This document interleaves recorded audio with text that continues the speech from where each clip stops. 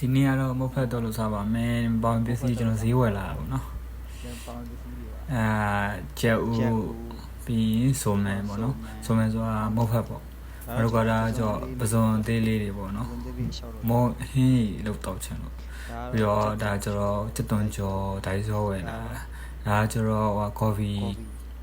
ကော်ဖီကိုနှုတ်ဆင်လာတာပေါ့နော်မဟုတ်ဖက်အင်ကိုလွန်းတာနဲ့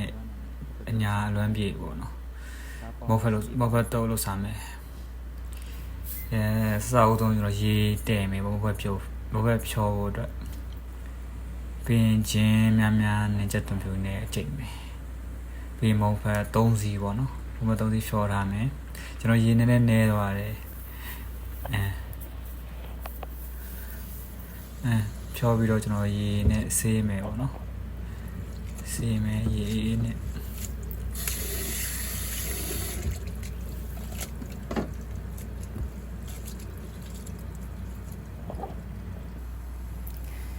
ဆေးပြီးရတာလည်းအရှိသေးပါမိုးဘက်ကရင်းနေတော့ကတ်တယ်အဲဒါဆေးပြီးတော့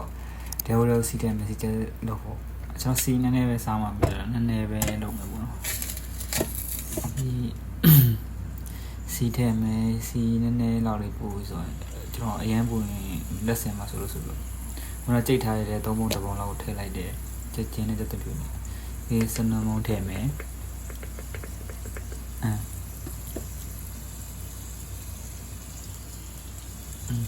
ဟုတ်ပြီprofessional မဟုတ်စားချင်လို့ဆိုလို့อ่ะဆိုဟုတ်ပြီနည်းနည်းပဲချက်တမျိုးလေးနဲ့ချန်လာပေါ့နော်အဲ့ဒါကိုခုနကတော့စကြက်ထည့်ရတဲ့ဟိုဆေးမိတော့အဲ့ဒါကိုရေးထည့်လိုက်တယ်ရေးထည့်ပြီးတော့မှခုနတိတ်ထားတဲ့ဟာတွေထည့်မယ်တိတ်ဆက်တယ်မပြောင်းလို့ဆိုရေးနဲ့ချင်းပြီးတော့ခါတယ်ထည့်လိုက်ပါမယ်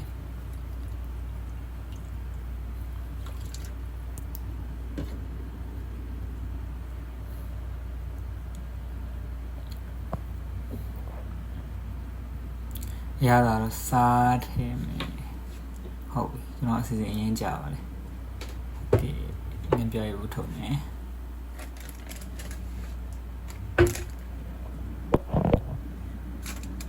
ခုနကစက်သွန်ထည့်တာကိုကျွန်တော်မပြလိုက်ရဘူးဒီစက်သွန်ရဲ့အခွန်လေးပေါ့နော်စက်သွန်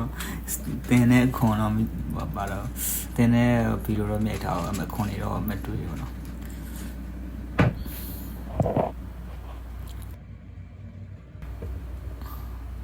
အဲ့နဲ့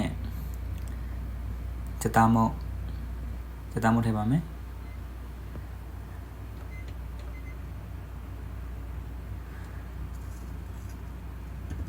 စားရင်းငယ်ပြားကြီးထည့်တဲ့ဟာကိုကျွန်တော်မြဲလိုက်အောင်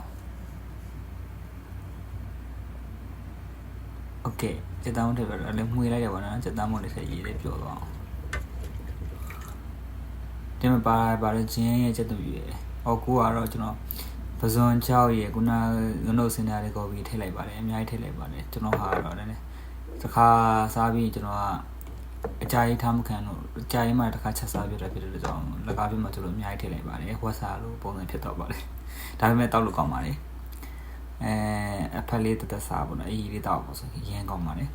ကျွန်တော်ပြောချင်တာဒီမှာနိုင်လုံးအိမ်ရဟိုနေမှာပါလိုက်တာပေါ့နိုင်လုံးပဲမုံကျပေါ့ကျွန်တော်စားဖို့လည်းမပဲမုံနေတယ်မှာနိုင်လုံးကတော့ကျွန်တော်ကြိုက်ဆုံးပဲပေါ့နော်ဟိုအစ်စ်ပေါ်တဲ့